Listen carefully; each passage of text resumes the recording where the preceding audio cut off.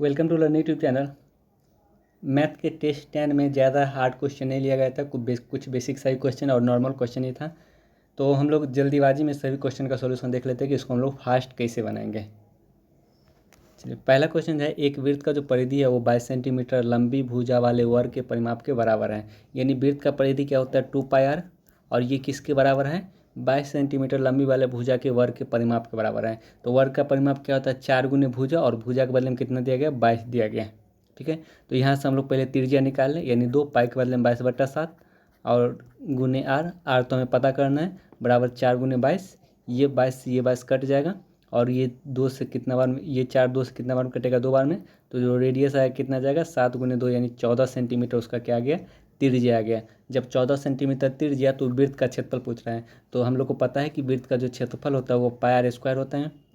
ठीक है, तो पाई के बदले में यहाँ पे 22/7 यूज नहीं करना है, क्योंकि पाई जो आंसर दिया गया वो पाई में ही दिया गया है, इसीलिए पाई के बदले में पाई रहने देंगे।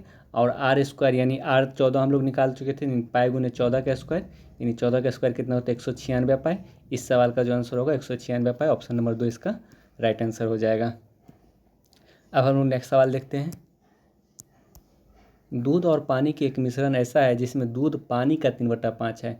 यानी दूध और पानी के मिश्रण में दूध क्या है पानी का 3/5। अगर हम पानी को 5 मानेंगे तो दूध कितना हो जाएगा 3 हो जाएगा।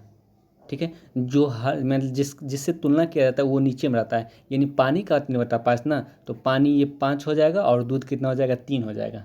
ठीक है, तो क्या चीज़ पूछे तदनुसार उस पूरे मिश्रण में दूध का भाग कितना है। तो पूरा मिश्रण में दूध कितना है 3 है, कितना में 3 + 5 टोटल 8 लीटर में ना, यानी पूरे मिश्रण में दूध का भाग 3/8।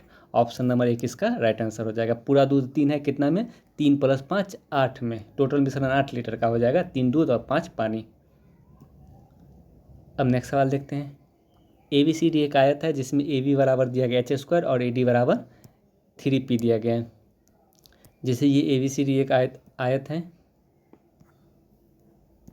ये A, ये B, ये C और D।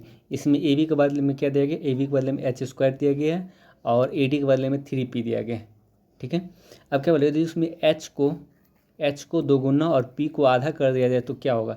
जिससे अगर हम तो क्या होगा, यानी क्षेत्रफल आधा रहेगा, क्षेत्रफल वही रहेगा, क्षेत्रफल 4 गुना हो जाएगा, क्षेत्रफल 2 गुना हो जाएगा।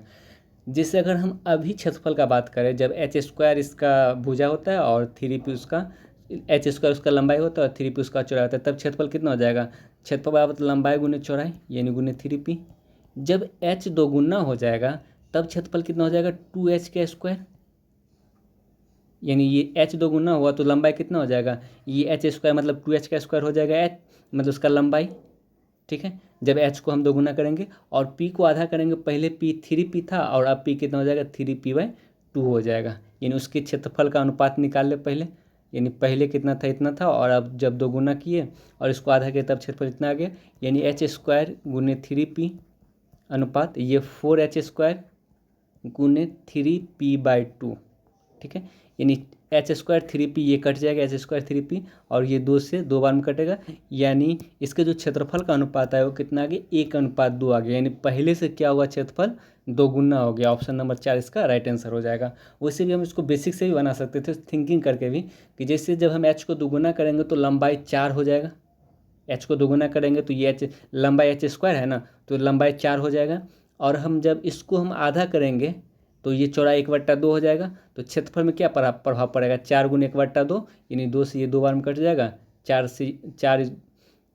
जो है 2 से 2 बार में कट जाएगा, यानी 2 गुना आ गया। तो इस सवाल का जो आंसर होगा क्षेत्रफल 2 गुना हो जाएगा। अब नेक्स्ट सवाल देखते हैं। 150 मीटर लंबी एक रेलगाड़ी एक पेड़ को 12 सेकेंड में पार कर लेती है। तो हम यहाँ से स्पीड निकाल सकते हैं, स्पीड बराबर क्या होता है डिस्टेंस बाय टाइम। और अगर कोई रेलगाड़ी किसी पेड़ को पार कर रही है और पेड़ का जो लंबाई है होता है वो शून्य माना जाता है। तो अगर रेलगाड़ी कोई पेड़ को पार कर रही है तो इसका मतलब रेलगाड़ी केवल अपनी लंबाई को पार कर रही है, और रेलगाड़ी का लंबाई कितना दिया गया 150 दिया गया है, और टाइम कितना ले रही है 12 सेकेंड ले रही है। तो यानी इसका जो स्पीड आ गया रेलगाड़ी का 150/12 मीटर पर सेकेंड आ गया। ठीक है, तो क्या चीज़ बोला वो 250 मीटर लंबी एक सुरंग को पार करने में कितना समय लगी। अगर कोई रेलगाड़ी सुरंग को पार कर रही है इसका मतलब वो खुद की भी लंबाई पार कर रही है और सुरंग की भी लंबाई पार कर रही है, यानी तब जो टोटल डिस्टेंस आएगा वो 250 + 150 यानी कितना आ जाएगा 400 मीटर टोटल डिस्टेंस आ जाएगा। और वही बोला जा रहा है कि 400 मीटर को पार करने में कितना समय लगेगा। तो समय बराबर क्या होता है डिस्टेंस बाय स्पीड। डिस्टेंस 400 और स्पीड कितना था 150/12, यानी 150 को यहाँ रहने देते हैं और 12 को ऊपर कर देते हैं। ठीक है, 1 से 1 कर देते हैं। 5 से ये 3 बार में, अब 5 से ये 8 बार में, और 3 से कितना बार में 4 बार में, यानी 8 × 4 32 सेकेंड का समय लेगी, 32 सेकेंड का, यानी ऑप्शन नंबर इसका राइट आंसर हो जाएगा। अब नेक्स्ट सवाल देखते हैं। त्रिभुज ABC की माध्यिका AD BE तथा CF परस्पर G पर काटती है। यानी एक त्रिभुज ABC है, इसकी जो माध्यिका है, पहला माध्यिका AD, दूसरा माध्यिका BE और तीसरा जो माध्यिका है वो CF। AD BE CF जो है परस्पर G पर काटती है, यानी जिस बिंदु पर ये कट रहा है वो बिंदु क्या है G है। ठीक है, तो जब त्रिभुज का माध्यिका एक दूसरे को G पर काटती है और जितने भी त्रिभुज बनते हैं, जैसे एक त्रिभुज ये हो गया, एक त्रिभुज ये हो गया, एक ये, एक ये, एक ये, एक ये, यानी 6 त्रिभुज हुआ। 6 त्रिभुज का जो क्षेत्रफल होगा वो आपस में बराबर होगा। जितना इसका क्षेत्रफल होगा उतना ही इसका क्षेत्रफल, उतना ही इसका क्षेत्रफल, यानी बराबर क्षेत्रफल वाले में 6 भागों में विभाजित करती है। ठीक है, और पूरे त्रिभुज का जो क्षेत्रफल है 108, यानी ABC में टोटल कितना त्रिभुज है 6 त्रिभुज है, 1 2 3 4 5 6, और ये 6 के 6 त्रिभुज का जो क्षेत्रफल है मिला के टोटल 108 है। तो एक त्रिभुज का क्षेत्रफल कितना हो जाएगा ये 18, एक त्रिभुज का क्षेत्रफल 18। तो क्या चीज़ पूछा है AGB का क्षेत्रफल ना, यानी AGB ये वाला क्षेत्रफल। तो AGB के क्षेत्रफल अगर हमें निकालना है तो इसका मतलब हमें 2 त्रिभुज निकालना पड़ेगा, एक ये त्रिभुज का क्षेत्रफल, एक ये त्रिभुज का क्षेत्रफल। यानी जब एक त्रिभुज का क्षेत्रफल 18 तो 2 त्रिभुज का क्षेत्रफल कितना हो जाएगा 18 दूना 36, यानी इस सवाल का जो आंसर होगा ऑप्शन नंबर D होगा। तो एक चीज़ ध्यान दीजिएगा कि जो माध्यिका होती है उसको क्या करती है बराबर क्षेत्रफल वाले 6 त्रिभुज में उसको विभाजित करती है। तो 6 त्रिभुज का क्षेत्रफल जब 108 था तो 2 त्रिभुज का क्षेत्रफल 36 आ गया, यानी AGB का क्षेत्रफल 36, ऑप्शन नंबर D। अब नेक्स्ट सवाल देखते हैं। यानी x + 1/x = 5 दिया गया और निकालना क्या है 2x/3x² - 5x + 3 निकालना है। देखिए इस तरह का सवाल जब भी आता तब क्या करेंगे, यहाँ पे हम x LCM लेंगे तो ये क्या आ जाएगा x² + 1 = 5, और ये x कट के इधर आ जाएगा तो 5x हो जाएगा।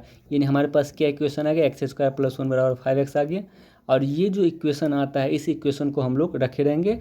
उसके बाद हम इसको सॉल्व करके x² + 5x x² + 1 बराबर जो 5x आया इसमें हम पुट कर देंगे। कैसे वो देख लेते हैं। जैसे ये 2x का 2x रहने देते हैं, ये 2x है तो इसको 2x रहने देते हैं, डिवाइड बाय इस दोनों में हम लोग ये 3x² और +3 में हम 3 कॉमन ले सकते हैं। तो क्या बचेगा, यहाँ x² बचेगा और यहाँ क्या बचेगा +1 बचेगा, क्योंकि 3 तो कॉमन ले लिए, यानी -5x। ठीक है, तो इसको सॉल्व करेंगे तो ये 2x हो जाएगा, और x² + 1 के बदले हम लोग क्या रखेंगे 5x रखेंगे। तो जिसके बदले हम लोग 5x × x यानी 15x - 5x, यानी 2 इसका कैलकुलेशन करेंगे तो 2x/10x, और 2 से ये 5 बार में कट जाएगा, यानी 1/5। इस सवाल का आंसर ऑप्शन नंबर A हो जाएगा। अब हम लोग नेक्स्ट सवाल पे आते हैं। इसमें 9/cos² θ + 4cos² θ + 5/1 + tan² θ का संख्यात्मक मान क्या होगा। यानी जब भी त्रिगोनोमेट्रिक वैल्यू का मान न्यूमेरिकल वैल्यू में निकालना रहेगा तब हम क्या करेंगे, कुछ नहीं करना, केवल थीटा का मान पुट कर देना है। तो थीटा का मान अगर हम 45 डिग्री पुट करते हैं, थीटा का मान 45 डिग्री, क्योंकि थीटा का मान 45 डिग्री पुट करने पे हमें इजी रहेगा। बाकी अगर कोई भी मान पुट कर सकते हैं लेकिन थीटा का मान 45 डिग्री पे हमें सुविधा मिलेगा। तो 9/cos 45 कितना होता है √2 का स्क्वायर करेंगे तो 2 हो जाएगा, +4 गुने cos² 45 1/√2, ये कोसेक स्क्वायर था, सॉरी, ये cos² 45 जो 1/√2 का स्क्वायर करेंगे तो 1/2 हो जाएगा, प्लस 5/1 + tan 45 कितना होता है 1, तो यानी 1 + 1 हो जाएगा। ये कितना आ जाएगा 9/2 प्लस ये 2 से कितना बार में कटेगा 2 बार में, +2, अब प्लस ये कितना हो जाएगा 5/2, ये 5/2। ठीक है, तो अगर हम ये दोनों करेंगे तो 9/2 + 5/2 यानी 14/2, 14/2 यानी 7, यानी 2 + 7 कितना हो जाएगा 9, यानी ये 7 आ गया, ये 7, ये दोनों कैलकुलेट 7 + 2 9, यानी इस सवाल का जो आंसर होगा ऑप्शन नंबर A हो जाएगा। तो एक चीज़ ध्यान देंगे कि अगर कभी भी ट्रिगोनोमेट्रिक फंक्शन में अगर दिया रहेगा और उसका मान जो है न्यूमेरिकल वैल्यू में निकालना है, यानी संख्यात्मक रूप में से निकालना है, तो हम लोग क्या करेंगे थीटा का कोई भी मान पुट कर देंगे। अब नेक्स्ट सवाल आते हैं। एक त्रिभुज में उसके केंद्रक से शीर्षों की दूरी 4 सेंटीमीटर, 6 सेंटीमीटर, 8 सेंटीमीटर है, उसकी माध्यिका की लंबाई क्या होगी। जैसे कोई त्रिभुज का अगर हम बात करें तो उसमें जो केंद्रक होता है वो माध्यिका को, तीनों माध्यिका को हम लोग क्या करते हैं, अगर हम इस शीर्ष से एक माध्यिका खींचेंगे, अगर इस शीर्ष से एक माध्यिका खींचेंगे और इस शीर्ष से हम एक माध्यिका खींचेंगे, ये तीनों माध्यिका जहाँ पे मिलेगा वही क्या कहलाएगा, केंद्रक कहलाएगा। ABC नाम दे देते हैं। और केंद्रक क्या करता है, इस माध्यिका को 2:1 में विभाजित करता है। इस माध्यिका को भी 2:1 में विभाजित करेगा और इस माध्यिका को भी 2:1 में विभाजित करेगा। केंद्रक क्या करता है, माध्यिका को 2:1 में विभाजित करता है। और इस सवाल में बोला गया कि त्रिभुज में जो केंद्रक है शीर्षों से दूरी 4 सेंटीमीटर, यानी इस केंद्रक का इस शीर्ष से दूरी अगर 4 है, इस केंद्रक का इस शीर्ष से दूरी 6 है और इस केंद्रक का इस शीर्ष से दूरी कितना दिया गया है, 8 दिया गया है। तो क्या चीज़ पूछ रहा है, उसकी माध्यिका की लंबाई पूछ रहा है। देखिए अगर हम ये पूरा लंबाई निकालना है, ये 2 का वैल्यू जब 4 दिया गया तो ये 1 का वैल्यू 2 हो जाएगा। तो इसका मतलब पूरा शीर्ष का लंबाई 4 + 2 6, यानी पहला माध्यिका का जो लंबाई आया 6 आ गया। अगर हम इसमें बात करें, इसमें 2 का वैल्यू जब 6 दिया गया है तो 1 का वैल्यू कितना हो जाएगा, 3 हो जाएगा। तो ये पूरा जो माध्यिका होगा इसका लंबाई 6 + 3 9 हो जाएगा, यानी दूसरा माध्यिका का लंबाई 9 आ जाएगा। सेम उसी तरह से यहाँ पे जब 2 का वैल्यू 8 दिया गया है तो 1 का वैल्यू कितना हो जाएगा, 4, और ये पूरे माध्यिका का लंबाई 8 + 4 12 हो जाएगा। यानी इसके मतलब जो तीनों माध्यिका का लंबाई 6 9 12, ऑप्शन नंबर ए इसका राइट आंसर हो जाएगा। अब नेक्स्ट सवाल देखते हैं।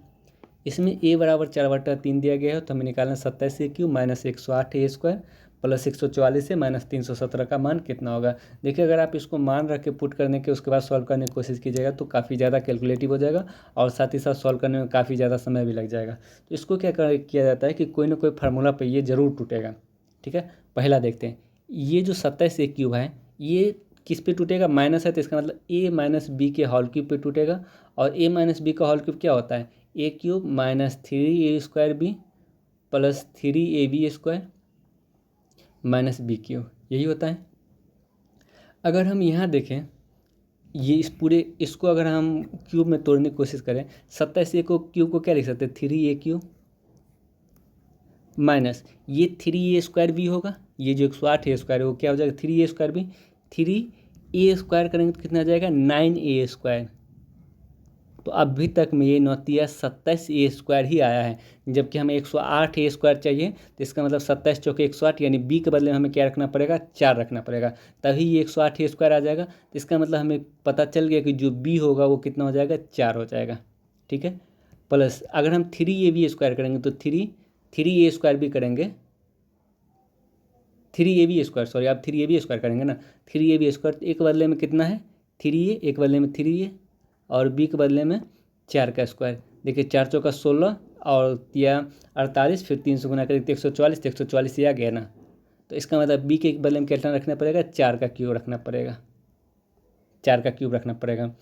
अगर आप यहाँ पे 4 का क्यूब एक्स्ट्रा लिखे हैं तो यानी +4 का क्यूब रख के इसको काटना पड़ेगा, यानी इसको हटाना पड़ेगा। ठीक है, तभी क्योंकि ये 4 का क्यूब इसलिए ले ताकि इतना से तक एक फार्मूला बन जाए। ठीक है, और अगर ये -4 का क्यूब एक्स्ट्रा लिए तो ये +4 का क्यूब रख के उसको हटाने के लिए +4 का क्यूब रखना पड़ेगा। उसके बाद -317 एक्स्ट्रा दिया ही गया है, ये -317। ठीक है, तो यहाँ से यहाँ तक जो आया है वो क्या आया, 3a - 4 का क्यूब +64 - 317।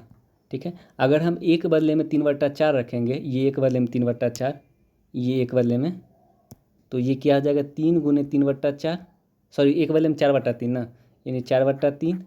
तो ये 3 से 3 कट गया, 4 में से 4 गया 0, यानी 0 का क्यूब 0 हो जाएगा।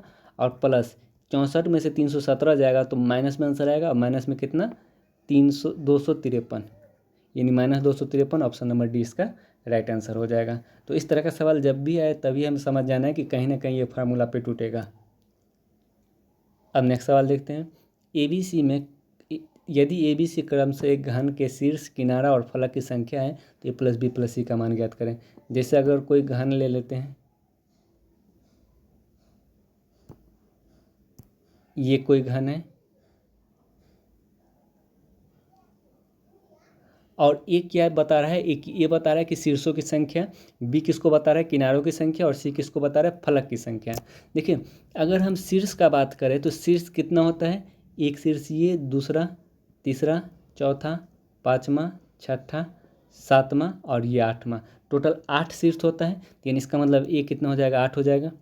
बी किसको बोध करा रहा है, किनारा को बोध करा रहा है। तो कितना किनारा होता है, देखिए हरा वाला का हम बात करें तो 2 ऊपर, 2 नीचे, 2 2 4, एक 5 6 7 8, यानी 8 किनारा हरा वाला हो गया। और ये ब्लू वाला देखें, 1 2 3 4, यानी 8 4 12, यानी टोटल घन में कितना किनारा होता है, 12 किनारा होता है। ठीक है। और फलक का बात करें, फलक किसको बोध करा है, सी। तो फलक कितना होता है, 6 फलक होता है, एक आगे पीछे, एक ऊपर नीचे, एक दाएं बाएं, तो टोटल 6 फलक होता है। ठीक है। तो एक वाले में 8 आ जाएगा, बी के वाले में 12, सी के वाले में 6। तो हमें ए प्लस बी प्लस सी निकालना है, यानी 12 + 8 20 और प्लस 6 26, यानी इस सवाल का आंसर ऑप्शन नंबर बी। अब नेक्स्ट सवाल देखते हैं।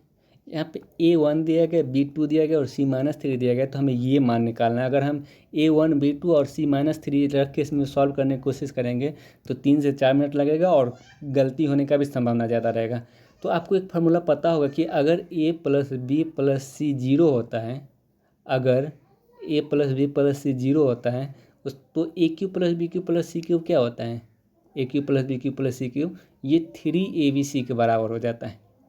तो अगर हम यहाँ ABC को जोड़ते हैं, ABC को A + B + C करते हैं, अगर यहाँ पे हम, तो ए के बदले में 1 है, बी के बदले में 2 है और सी के बदले में -3 है, यानी 3 में से 3 गए 0 हो गए। यानी यहाँ अगर ABC 0 हुआ तो ये AQ + BQ + CQ किसके बराबर हो जाएगा, 3ABC के बराबर हो जाएगा। और ये 3ABC में से अगर ये 3ABC माइनस होगा तो ऊपर में क्या आ जाएगा, 0 हो जाएगा। जब ऊपर में 0 और 0 का बट्टा कोई भी संख्या आता है तो क्या आता है, आंसर 0। यानी इस सवाल का आंसर ऑप्शन नंबर ए हो जाएगा। अब नेक्स्ट सवाल देखते हैं। त्रिभुज ABC में जो DE समानांतर है BC के, यानी एक त्रिभुज है ABC, इसमें DE BC के समानांतर है, यानी ये जो DE है वो BC के पैरेलल हो गया। और AD बट्टा BD जो है 2/3 दिया गया, यानी AD 2 तो BD कितना दिया गया, 3 दिया गया है। और AB AC पर 2 बिंदु दिए, यानी AB पर D, ठीक है, ये तो सही है। तो क्या चीज़ बोलता है, समलंब DECB यानी DEBC का क्षेत्रफल और त्रिभुज ABC का क्षेत्रफल ज्ञात करें। तो एक चीज़ ध्यान दीजिएगा, जब भी अगर आपको त्रिभुज ABC में DEBC के समानांतर बोला जाए तो वो एक ही फार्मूला पे सवाल बनेगा। तब क्या होता है, अगर ये समांतर होता है तो ये छोटा त्रिभुज ADE और बड़ा त्रिभुज ABC ये दोनों समरूप हो जाता है। अगर ये दोनों समरूप हो जाता है तो इसके एरिया का जो अनुपात होगा वो क्या होगा, भुजा के अनुपात का स्क्वायर हो जाएगा। अगर हम इसमें AD लेंगे तो AD 2, तो हमें इसमें क्या लेना पड़ेगा, AB लेना पड़ेगा, बड़ा वाला त्रिभुज में AB। तो AB लेंगे तो 2 + 3 5 हो जाएगा, यानी 2/5 का स्क्वायर, यानी 4/25 हो जाएगा। इसका मतलब ADE का एरिया अगर 4 आया तो पूरा ABC का एरिया 25 हो जाएगा। अगर पूरा ABC के एरिया में से, ये पूरा ABC के एरिया में से अगर हम ADE का एरिया माइनस कर देंगे, ये ADE का एरिया, तो हमें ये समलंब का एरिया बच जाएगा ना। तो समलंब का एरिया कितना हो जाएगा, 25 में से 4 गए 21। ठीक है। अब जब हमें सब कुछ का एरिया पता चल गया तो हम सवाल इजीली सॉल्व कर पाएंगे। समलंब DEBC का क्षेत्रफल जो है वो 21 आ गया, बट्टा ABC का क्षेत्रफल 25 आया था, यानी 21/25, ऑप्शन नंबर बी। अब नेक्स्ट सवाल देखते हैं। प्रत्येक ईंट की माप 25 सेंटीमीटर गुने 11.2 सेंटीमीटर गुने 6 सेंटीमीटर हो तो 8 मीटर लंबी और 6 मीटर ऊंची और 22.5 मीटर मोटी एक दीवार बनाने के लिए कितनी ईंटों की आवश्यकता पड़ेगी। जैसे ईंट का अगर संख्या निकालना है तो हम लोग क्या करेंगे, पहले दीवार के आयतन को एक ईंट के आयतन से भाग दे देंगे। दीवार के आयतन को क्या करेंगे, एक ईंट के आयतन से भाग दे देंगे। ठीक है। तो दीवार का आयतन क्या हो जाएगा, लंबाई यहाँ पे 8 मीटर दिया गया, देखिए बाकी जगह सेंटीमीटर है और यहाँ मीटर दिया गया, तो हम इसको क्या करते हैं, सेंटीमीटर में बदल देते हैं, 800 सेंटीमीटर हो जाएगा। 6 मीटर को 600 सेंटीमीटर में कन्वर्ट कर देते हैं और 22.5 जो है वो सेंटीमीटर में ऑलरेडी है ही है, डिवाइड बाय ये 22.5 है। एक ईंट का आयतन क्या हो जाएगा, 25 लंबाई, 11.25 चौड़ाई और 6 ऊंचाई दिया गया है। तो सबसे पहले क्या करते हैं, यहाँ पे दशमलव के बाद 2 अंक है तो यहाँ भी हम 1 0 देकर दशमलव के बाद 2 अंक कर लेते हैं और ये 1125 से 22.5 दो बार में कट जाएगा। ठीक है। और 6 से ये कितना बार में कटेगा, 100 बार में कटेगा, और 25 से कितना बार में कटेगा, 4 बार में कटेगा, यानी कितना आ जाएगा 4 दूनी 8 गुने 8 यानी 64 00 6400, यानी 8 का सही संख्या आएगा ऑप्शन नंबर बी हो जाएगा। अब नेक्स्ट सवाल देखते हैं। एक दुकानदार ने एक वस्तु पर 9% छूट का प्रस्ताव किया, किंतु उसने उसका मूल्य लागत मूल्य से 25% अधिक अंकित किया। जैसे उसका अगर हम लागत मूल्य को 100 मानेंगे, यानी सीपी को 100 मानेंगे, तो अंकित मूल्य वो कितना करेगा, 125 रखेगा, 25% अधिक अंकित करता है। और बेचते समय क्या करता है, 9% का छूट देता है, जिसका मतलब उसका जो विक्रय मूल्य होगा कितना हो जाएगा, 125 गुने 91/100, 9% का छूट दिया। अगर हम इसको सॉल्व करेंगे तो इकाई स्थान पे क्या आ जाएगा, देखिए दशमलव में तो जरूर आएगा, क्योंकि पूरा पूरी कट नहीं पाएगा, तो यानी दशमलव के बाद 2 अंक रहेगा, दशमलव के बाद 2 अंक, एक ही ऑप्शन ए में दिया गया, इस सवाल का आंसर होगा ऑप्शन नंबर ए हो जाएगा। दूसरा चीज़ ये भी देख सकते थे, इकाई स्थान पे क्या रहेगा, 5 एकन 5, तो यानी दशमलव के बाद जो इकाई स्थान पर रहेगा 5 आएगा, तो यानी ऑप्शन नंबर ए में ही ऐसा दिया गया, ऑप्शन नंबर ए इसका राइट आंसर हो जाएगा। अब नेक्स्ट सवाल देखते हैं। यदि p बराबर 99 दिया गया तो p into P square plus 3p plus 3 का मान क्या होगा। तो अगर हम इस दोनों गुना करेंगे तो p क्यूब हो जाएगा, प्लस इस दोनों गुना करेंगे तो 3p स्क्वायर हो जाएगा, प्लस इस दोनों गुना करेंगे तो 3p हो जाएगा, यानी ये मान निकालना है। ठीक है, एक चीज़ ध्यान दीजिएगा, अगर आप इसमें एक ऐड कर देंगे ना, तो ये जो पूरा इक्वेशन है ये 3p plus 1 sorry p plus 1 का होल क्यूब बन जाएगा, p प्लस 1 का होल क्यूब बन जाएगा अगर हम इसमें एक ऐड करते हैं। तो अब जब किसी संख्या में एक ऐड किए तो एक तो घटाना भी पड़ेगा, ताकि एक में से गया 0 और 0 ऐड करने पे कोई फ़र्क नहीं पड़ेगा, यानी यहाँ से यहाँ तक p प्लस 1 का होल क्यूब आ गया -1, p के वैल्यू में कितना दिया गया 99 प्लस 1, यानी 100 का होल क्यूब कितना हो जाएगा, 100 पे 6 0 -1, तो इसमें कितना आ जाएगा 6 को 9 आ जाएगा, यानी 2 2 4 2 6, ऑप्शन नंबर 20 का राइट आंसर हो जाएगा। अब नेक्स्ट सवाल देखते हैं। 1800 रुपये पर 10% वार्षिक दर से एक अवधि के लिए चक्रवृद्धि ब्याज 378 रुपये, तो उस अवधि की वर्ष बताइए। देखिए इसको तो या तो फार्मूला से बना सकते हैं, अमाउंट बराबर p इंटू 1 प्लस r/100, इस तरह से भी बना सकते हैं, 100 पावर t, इस फार्मूला से भी बना सकते हैं, सवाल सॉल्व कर सकते हैं, या फिर दूसरा तरीका देख सकते हैं। तो मान चलिए कितना साल तक लगेगा ये तो हमें नहीं पता है, कितना साल तक। 1800 रुपये पर अगर हम 10% की दर से चक्रवृद्धि ब्याज निकालेंगे, पहले ब्याज निकालेंगे, मूलधन पे अगर हम ब्याज निकालेंगे तो 180 रुपये ब्याज बन रहा है, यानी 1 साल के लिए रहता तो 180 रुपये ही ब्याज बनता, जबकि हमें 378 रुपये ब्याज चाहिए। अगर हम दूसरा साल बात करें तो 1800 पर 10% दर से तो 180 रुपये यहाँ पे ब्याज मिलेगा ही मिलेगा, साथ ही साथ इस ब्याज पे भी तो ब्याज मिलेगा ना, इस 180 पे भी 10% दर से ब्याज मिलेगा ना। चक्रवृद्धि ब्याज में क्या होता है, ब्याज पे भी ब्याज मिलता है, यानी इस 180 पर अगर 10% दर से ब्याज निकालेंगे तो 18 रुपये ब्याज और मिल जाएगा, यानी मूलधन पे 180 रुपये ब्याज मिलेगा ही मिलेगा, साथ साथ इस ब्याज पे भी ब्याज मिलेगा ना 18 रुपये। अगर हम देखें अभी देखें तो कितने टोटल कितना ब्याज मिल रहे हैं, यानी 180 प्लस 180 360 और प्लस 18 378, और 378 ब्याज भी है, तो इसका मतलब कितना समय लग रहा है, 2 ही साल समय लग रहा है, ऑप्शन नंबर इसका राइट आंसर हो जाएगा। तो इस तरीके से ट्री रूल बना के भी हम लोग सवाल को सॉल्व कर सकते थे, या फिर ये फार्मूला से भी हम सवाल को सॉल्व कर सकते थे। अब नेक्स्ट सवाल देखते हैं। एक कागज़ एक आयत ABCD के आकार का है, यानी एक जो कागज़ है ये कागज़ एक ABCD के आकार का आयत के आकार का है, ये A B C D, ठीक है। इसमें AB 22 सेंटीमीटर दिया गया है, AB 22 सेंटीमीटर, ठीक है, और BC का लंबाई 14 सेंटीमीटर दिया गया है। क्या उसके बाद क्या बोला जा रहा है, तदनुसार यदि उस कागज़ से BC व्यास वाले एक अर्धवृत्ताकार भाग को अलग कर दिया जाए, यानी इस BC व्यास वाले एक अर्धवृत्ताकार भाग को जब हम अलग कर देंगे तब जो शेष भाग बचा, ये जो शेष भाग बचा, इस शेष भाग का क्षेत्रफल क्या होगा। यानी शेष भाग का जो क्षेत्रफल निकालने के लिए, शेष भाग का क्षेत्रफल निकालने के लिए हम क्या करेंगे, शेष भाग पूरे आयत के क्षेत्रफल में से, आयत के क्षेत्रफल में से हम क्या करेंगे, अर्धवृत्त का क्षेत्रफल को माइनस कर देंगे, आयत का क्षेत्रफल में से क्या करेंगे, अर्धवृत्त का क्षेत्रफल को माइनस कर देंगे, ठीक है। तो आयत का क्षेत्रफल क्या होता है, लंबाई गुना चौड़ाई, लंबाई 22 और चौड़ाई 14, और अर्धवृत्त का क्षेत्रफल क्या होता है, πr²/2, πr², यानी पाई के वैल्यू 22/7, r², यानी पूरा व्यास 14 दिया गया तो त्रिज्या 7 हो जाएगा, 7 × 7/2, यानी 7 से 7 बार में कट जाएगा, 2 से ये 11 बार में, यानी 14 दूना 28, 14 28 2 30, यानी 308 में से 77 माइनस करेंगे तो कितना हो जाएगा 231। इस सवाल का आंसर ऑप्शन नंबर डी हो जाएगा।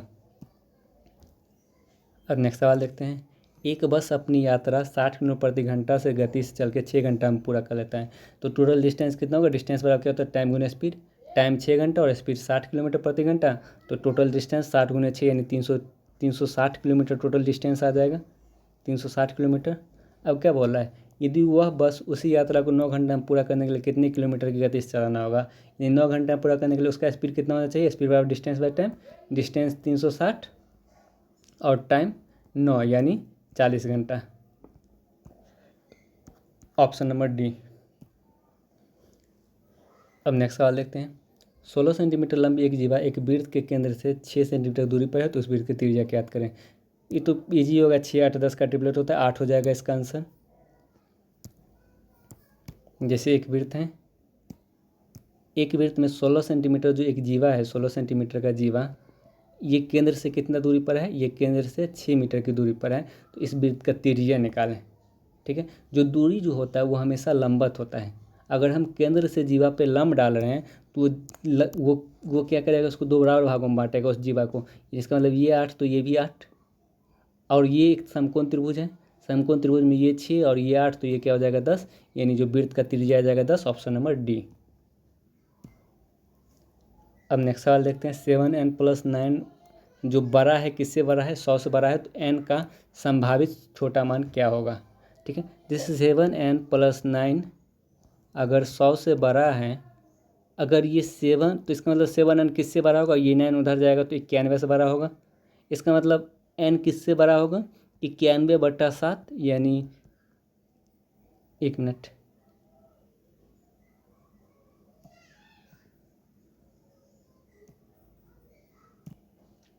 यानी n जो है किससे बड़ा है? 13 से बड़ा है। n 13 से बड़ा है, तो n 13 से बड़ा सबसे छोटा मान कौन हो जाएगा? 14। ऑप्शन नंबर ए इसका राइट आंसर हो जाएगा। ठीक है, तो n का सबसे छोटा संभावित मान बोला है, तो n का जो मान है वो 13 से बड़ा आया ना, तो 13 से बड़ा छोटा मान कौन हो जाएगा? 14। ऑप्शन नंबर ए इसका राइट आंसर हो जाएगा। अब नेक्स्ट सवाल देखते हैं। 2500 रुपया की राशि पर 8% दर से साधारण ब्याज पर निवेश किया जाए तो कितने वर्ष में 3300 रुपया हो जाएगा? यानी 2500 राशि अगर 3300 हो रहा है, 2500 का राशि अगर 3300 हो रहा है, तो इसका मतलब कितना ब्याज मिल रहा है? 800 रुपया ब्याज मिल रहा है। तो 800 रुपये ब्याज कितना साल में होगी? अगर हम 2500 रुपया पर 8% की दर से 1 साल का ब्याज निकालें, 1 साल का ब्याज, तो कितना होता है? 25 8 200, यानी 200 ब्याज होता है 1 साल में। तो 800 ब्याज कितना साल में होगा? 4 साल में, यानी इस सवाल का जो आंसर होगा ऑप्शन नंबर डी हो जाएगा। या फिर आप फार्मूला से भी बना सकते थे, या फिर डायरेक्ट थिंकिंग करके भी बना सकते थे। नेक्स्ट सवाल देखते हैं। पिता की आयु उसके बेटे की आयु का जो अनुपात है 7:3 है, दोनों का आयु का जो गुणनफल है 756 है। जब भी गुना का बात करें तो आप एक कॉफिशिएंट x मान लीजिए, यानी पिता की आयु 7x और पुत्र की आयु 3x, तो इस दोनों गुणनफल कितना होगा? 7x × 3x, और गुणनफल कितना दिया गया है? 756 दिया गया है। यानी 7 से कितना बार में कटेगा? 108 बार में, और ये 3 से कितना बार में कटेगा? 36 बार में। यानी x × x यानी x² बराबर 36, तो x बराबर कितना आ जाएगा? 6 आ जाएगा। जब x बराबर 6, तो इसका मतलब पिता की आयु 7 6 के 42 और पुत्र की आयु 6 3 18, यानी 42 18 उसके आयु का अनुपात आ गया। उसका ओरिजिनल आयु आ गया, इसका आयु पिता का आयु 42 तो पुत्र का आयु 18। क्या बोला? 6 वर्षों के बाद उनके आयु का अनुपात क्या होगा? 6 वर्ष के बाद ये 48 साल का हो जाएगा, और 6 वर्ष के बाद ये 24 साल का हो जाएगा। तब जो अनुपात आएगा 24:48, यानी 2:1। ऑप्शन नंबर सी इसका राइट आंसर हो जाएगा। अब नेक्स्ट सवाल देखते हैं। 2 पुरुष और 3 लड़के एक कार्य को 10 दिनों में कर सकते हैं, जबकि 3 पुरुष और 2 लड़के वही कार्य को 8 दिनों में कर सकते हैं। तो 2 पुरुष और 1 लड़का वही कार्य को कितने दिनों में करेगा? सबसे पहले हम ये जो पहला स्टेटमेंट दिया गया है, 2 पुरुष 3 लड़के 10 दिन में और 3 पुरुष 2 लड़के 8 दिन में, इस दोनों स्टेटमेंट को यूज करके, पहला स्टेटमेंट को यूज करके हम क्या करेंगे? मैन और बॉय में रिलेशन निकालेंगे। किस फार्मूला से? M1 × D1 बराबर M2 × D2। ये फार्मूला से हम लोग दोनों में रिलेशन निकाल लेते हैं। पहला बार कितना आदमी है? 2 मैन है और 3 बॉय है। कितना दिन ले रहा है ये 10 दिन ले रहा है, इजिकल टू अगला बार कितना है? 3 मैन है और 2 बॉय है, ये कितना दिन ले रहा है? ये 8 दिन ले रहा है। तो यहाँ से अगर हम कैलकुलेशन करें, 2 से ये 5 बार में, 2 से ये 4 बार में, यानी 10 man plus 15 boy is equal to कितना हो जाएगा 12 मैन प्लस 8 बॉय। तो 8 बॉय इधर आएगा तो 7 बॉय बच जाएगा और ये 10 मैन उधर जाएगा, 3 2 मैन होगा। यानी 2 आदमी किसके बराबर हो जाएगा 7 बॉय के बराबर हो जाएगा। अब हम इस स्टेटमेंट को क्या करेंगे, या तो हम पहला वाला इसमें पुट कर देंगे या फिर इसमें पुट कर देंगे, किसी एक में पुट कर देंगे। तो जब 2 मैन 7 लड़का के बराबर है तो 2 पुरुष और 3 लड़का, यानी 2 मैन 7 अब प्लस 3 10 मैन आ जाएगा। 10 मैन कितना दिन में कर रहा है 10 दिन में। तो यहाँ पे बोला 2 मेल और 1 बॉय, तो 2 मैन 7 पुरुष के बराबर है, 7 मेल के बराबर है, 2 मैन 7 बॉय के बराबर है, अब प्लस 1 बॉय ये, यानी 7 1 8 बॉय हो जाएगा। तो 8 बॉय कितना दिन में करे 8 बॉय कितना दिन में करेगा मान चलिए x दिन में करेगा। ये यहाँ पे भी हम इसको बॉय में कन्वर्ट कर दिए थे, तो यहाँ से b से b कट जाएगा और ये 4 से 2 बार में और 4 से 25 बार में, 25 चौके 100, तो यानी जो x आएगा वो 25/2 यानी 12.5 दिन आ जाएगा, ऑप्शन नंबर बी। अब नेक्स्ट सवाल देखते हैं। p का मान 3/5 दिया गया है और q का मान 7/9 दिया गया है और r का मान 5/7 दिया गया है। अगर हम p और q में रिलेशन देखें तो 9 3 27 और 7 5 35, यानी p से बड़ा कौन है q है, 35 आ गया ना। p से बड़ा होना चाहिए q, और यहाँ पे क्या किया गया है q से बड़ा p को कर दिया, ये ऑप्शन ख़त्म। यहाँ पे भी q से बड़ा p को कर दिया, ये भी ऑप्शन ख़त्म। अभी 2 ऑप्शन बचा है। अगर हम क्यू आर में रिलेशन निकालें क्यू आर में तो कितना हो जाएगा, ये 7 को 7 से गुना करेंगे तो 49 हो जाएगा और ये 9 को 5 से गुना करेंगे 45 हो जाएगा। इसका मतलब 49 बड़ा है तो इसका मतलब क्यू बड़ा होगा, यानी क्यू बड़ा होगा किससे आर से भी बड़ा होगा। और इसमें क्या दिया गया कि आर को बड़ा कर दिया है क्यू से, इसलिए ऑप्शन खत्म, एक ही ऑप्शन नंबर ए हो जाएगा। नेक्स्ट सवाल देखते हैं। एक फैक्ट्री में 100 कामगारों का औसत जो है आयु 36.5 है। पुरुष का औसत, इसको एलिगेशन से बना लेंगे, पुरुष का औसत 45 है और महिला का जो औसत है वो 28 है और दोनों कामगारों का जो औसत आयु है वो 36.5 है। अगर हम 45 में 36.5 को माइनस करेंगे तो 36 7 44 यानी 8.5 होगा। यानी 36.5 में से अगर हम 28 को माइनस करेंगे तो ये भी 8.5 होगा। यानी उसके आयु जो अनुपात आया उसके जो संख्या का अनुपात 1:1 आ गया, ये कट जाएगा इन दोनों। जब संख्या का अनुपात 1:1 आएगा इसका मतलब जितना महिला होगा उतना ही पुरुष होगा, तो यानी 100 में 50 महिला 50 पुरुष, ऑप्शन नंबर सी इसका राइट आंसर हो जाएगा। तो आज का सेशन यही समाप्त होता है। वीडियो को जरूर लाइक कीजिएगा अगर अच्छा लगा तो, और अपने दोस्तों को भी शेयर भी कीजिएगा, और जो लोग अभी तक चैनल को सब्सक्राइब नहीं किए हैं चैनल को जरूर से जरूर सब्सक्राइब कर लीजिएगा। Thanks for watching, bye bye, take care.